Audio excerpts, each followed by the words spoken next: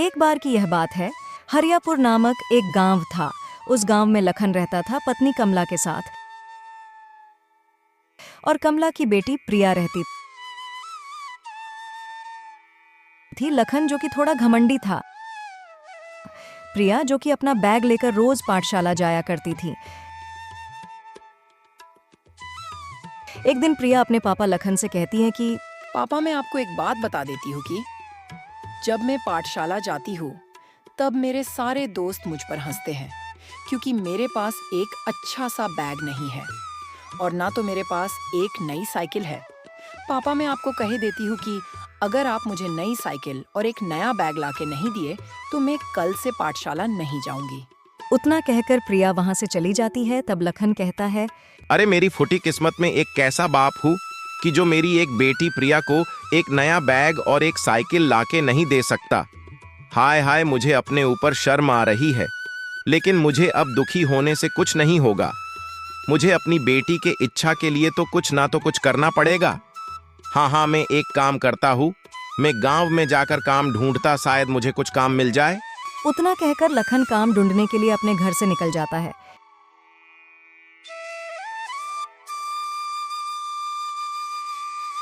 कि तभी रास्ते पे उसे एक बाबा दिखते हैं और बाबा कहते हैं, अरे बेटा, तेरे पास कुछ खाने के लिए है तो मुझे दे, मैं बहुत दिन से भूखा हूँ। अगर तू मुझे कुछ खाने के लिए देगा तो भगवान तुझे खुशी रखेगा।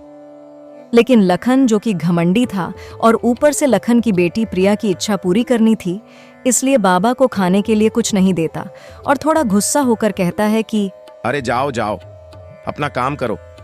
एक तो पहले ही मैं इतना दुखी हूँ और तुम हो कि जो मुझसे खाने के लिए खाना मांग रहे हो।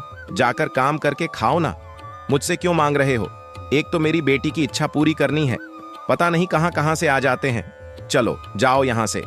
लेकिन बाबा लखन की यह बात सुनकर बाबा बहुत ही ज्यादा क्रोध में आ जाते हैं और क्रोध में बाबा उसे श्राप दे देते हैं। अरे पागल बच्चे, ये तो कैसी बातें कर रहा है। अब मैं तुझे सराफ देता हूँ कि तू जो भी काम करेगा वह तेरा कभी भी सफल नहीं होगा। ये मेरे सराफ है और तेरी बेटी प्रिया की इच्छा पूरी नहीं होगी और तुझे कोई भी काम नहीं मिलेगा। फिर बाबा लखन को श्राप देकर वहां से चले जाते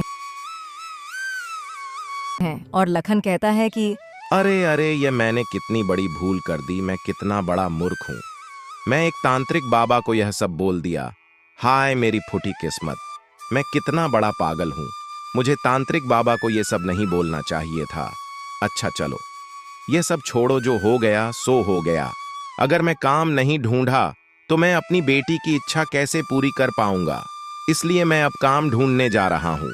लखन काम ढूंढने चला जाता है और थोड़े ही देर में एक ढाबा के पास पहुंचता है और ढाबा के सेठ से कहता है, अरे सेठ जी, आपके पास कुछ काम मिल सकता है क्या? सेठ जी, मैं कुछ भी काम कर लूंगा। चाहे तो आपके ढाबा में बर्तन भी धो लूंगा और मुझे खाना भी पकाना आता है और झाड़ू भी मारने आता है। सेठ जी, मुझे एक काम दे दो, क्योंकि मेरी बेटी प्रिया की इच्छा पूरी करनी है, इसलिए मैं आपके पास काम मांगने आया हूँ। कृपया करके आप मुझे काम दे दीजिए। अरे भाई जी, चलो जाओ यहाँ से, मेरे पास कुछ भी काम नहीं है। एक तो सुबह से हमारी कमाई भी नहीं हुई है और तुम काम मांगने आ गए हो। अगर हम तुम जैसे भिखारी को अपने दुकान में काम करने के लिए रखेंगे तो कस्टमर हमारे दुकान में आएंगे ही नहीं। अब तुम यहाँ से जाओ और कभी दोबारा अपना मुंह मत दिखाना, नहीं तो मैं तुम्हें इतना मारूंगा कि तुम कभी सोच भी नहीं सकते। चलो निकलो यहाँ से। फिर लखन वहां से जंगल की ओर निकल जाता है और वहां पर उसे एक बूढ़ा दादा दिखता है और बूढ़ा दादा कहता है कि अरे बेटा, अगर तेरे पास कुछ खाने के लिए है तो मुझे दे दे, क्योंकि मैं बहुत ही ज्यादा दिन से भूखा हूँ और मुझे बहुत कस के भूख लगी है, तो मुझे खाने के लिए दे दे कृपया करके। लेकिन लखन तांत्रिक की तरह उसे बूढ़े दादा को नहीं कहता, बल्कि बहुत ही अच्छे से कहता है कि अरे बूढ़े दादा, मेरे पास तो कुछ भी तुम्हें देने के लिए नहीं है। मैं क्या करूं, मुझे तो खुद ही समझ नहीं आ रहा है। बूढ़े दादा, मैं तो बहुत ही दुखी हूं। मेरी बेटी प्रिया की इच्छा पूरी करनी है। उसे एक नया बैग देना है और एक नया साइकिल देना है। मैं तो बहुत परेशान हूं बूढ़े दादा। कि तभी बूढ़े दादा अपने असली रूप में आ जाते हैं। वह बूढ़े दादा और कोई नहीं बल्कि विष्णु भगवान थे और विष्णु भगवान कहते हैं कि अरे लखन, मैं तो सिर्फ तेरी परीक्षा ले रहा था और तो उसे परीक्षा में पास हो गया, इसीलिए मैं अब तेरी स्थिति दूर कर देता हूँ।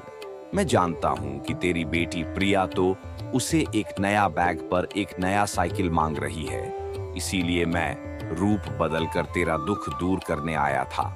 फिर विष्णु भगवान उसकी प्रस्तुति दूर कर देते हैं और उसे बहुत सारे सोने के सिक्का दे देते हैं, जिसकी वजह से उसकी प्रस्तुति ठीक हो जाती है और वह अपनी बेटी के लिए एक नया साइकिल और एक नया बैग लाकर दे देता है।